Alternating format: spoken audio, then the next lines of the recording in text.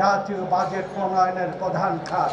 এই শিল্প বন্ধ করে দেওয়ার যে চক্রান্ত করছে, এই চক্রান্তকে মোকাবেলা করার ডিগ্রি কলেজ মাঠে আয়োজিত আজকের এই শ্রমিক জনসভার সংগ্রামী সভাপতি, গাজীপুরের সংগ্রামী নেতা, জাতীয়তাবাদী শ্রমিক দল কেন্দ্রীয় কমিটির কার্যকরী সভাপতি, প্রখ্যাত শ্রমিক নেতা সালাউদ্দিন সরকার, এই সভার প্রধান অতিথি, বাংলাদেশের চলমান গণতান্ত্রিক আন্দোলনের আন্তর্জাতিক খ্যাতিসম্পন্ন শ্রমিক নেতা, বিএনপির স্থায়ী কমিটির সদস্য, প্রখ্যাত শ্রমিক নেতা, জাতীয় স্থায়ী কমিটির সদস্য, দেশনেত্রী বেগম খালেদা জিয়ার চিকিৎসক ডক্টর এজেডএম জাহিদ, বিএনপি গাজীপুরের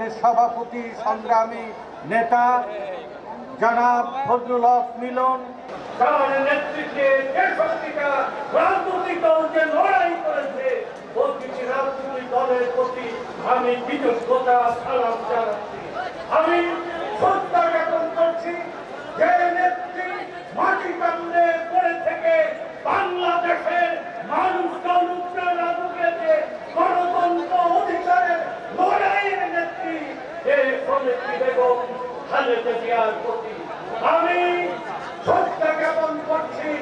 নির্বাচনে থেকে এই লড়াইকে সফল করার ছাত্র মধ্যবিত্ত শ্রেণীর নেতৃত্বের সাথে আমরা সিদ্ধান্ত গ্রহণ করেছিলাম নভেম্বর পর্যন্ত আমরা শ্রমিক প্রস্তুতি নিয়ে এই লড়াইয়ে যদি শ্রমিক শ্রেণী আরো অগ্রণী ভূমিকা পালন করত, এই পরিবর্তন হলো কাঙ্ক্ষিত। আমি এ প্রসঙ্গে বাংলাদেশের অর্থনীতিকে তারা পথে বসিয়েছে। এখনো পর্যন্ত বাংলাদেশের শ্রমিক শ্রেণী আয় হচ্ছে জাতীয় বাজেট প্রণয়নের প্রধান খাত। এই শিল্প বন্ধ করে দেওয়ার যে চক্রান্ত করছে, এই চক্রান্তকে মোকাবেলা করার মালিকদের সঙ্গে, শ্রমিকদের সঙ্গে, শ্রমিক ভাইদের সঙ্গে সভা করুন, কথা বলুন এবং তাদের মাধ্যমে এই দেশকে রক্ষা করার চেষ্টা করুন। আমি বক্তব্য দীর্ঘ করব না, আমি আপনাদের সামনে আগের মতো জ্বালাময়ী বক্তৃতা করব না। একটা কথা আপনাদেরকে আবারও বলতে চাই যে অনেক কষ্ট করে ভাই একবার 1971 সালে আমরা স্বাধীনতা যুদ্ধ করেছিলাম। এখানে যে হাসান ভাই বসে আছেন আর অনেকে আছেন যারা আমরা স্বাধীনতা যুদ্ধ করেছি। সেদিন পাকিস্তান সেনাবাহিনীর বিরুদ্ধে, গণহত্যার বিরুদ্ধে আমরা রুখে দাঁড়িয়েছিলাম এবং এই আপনাদের গাজীপুর ছিল একটা বড় একটা জায়গা যেখানে প্রতিরোধ সৃষ্টি হয়েছিল পাকিস্তান সেনাবাহিনীর বিরুদ্ধে। সেদিন মানুষ রেখে দাঁড়িয়েছিল, তাই না? তখনও ওই আওয়ামী লীগ 72 সালে ক্ষমতায় এসে আমাদের সেই স্বপ্নকে, চেতনাকে এসে ধ্বংস করে দিয়েছিল। আবারও এবারও 2008 সালে ক্ষমতায় আসার পর থেকে সে পরিকল্পিতভাবে গণতন্ত্রকে ধ্বংস করেছে, আমাদের অধিকারগুলোকে ধ্বংস করার চেষ্টা করেছে, দেশকে আবার একেবারে শূন্য কপট দক্ষিণ করার চেষ্টা করেছে। আমরা সেখানে আর ফিরে যেতে চাই না। চাই আমরা? আমাদের বয়স হয়ে গেছে, আমরা কিছুদিন পরে এই পৃথিবীতে থাকবো না, কিন্তু এই তরুণরা থাকবে, এই যুবকরা থাকবে, ছাত্ররা থাকবে, শ্রমিকেরা থাকবে। তাদের দেশটাকে তাদের মতো করে গড়ে তুলতে হবে বন্ধুগণ। আজকে নতুন বাংলাদেশ গড়ার কথা এসেছে। আমরাই বলেছি 2 বছর আগে 31 দফা দিয়েছিলাম, বারবার করে বলেছি যে 31 দফার ভিত্তিতে দেশের সত্যিকার অর্থে গণতান্ত্রিক রাষ্ট্র নির্মাণ করতে হবে, মানুষের অধিকারগুলোকে নিশ্চিত করতে হবে।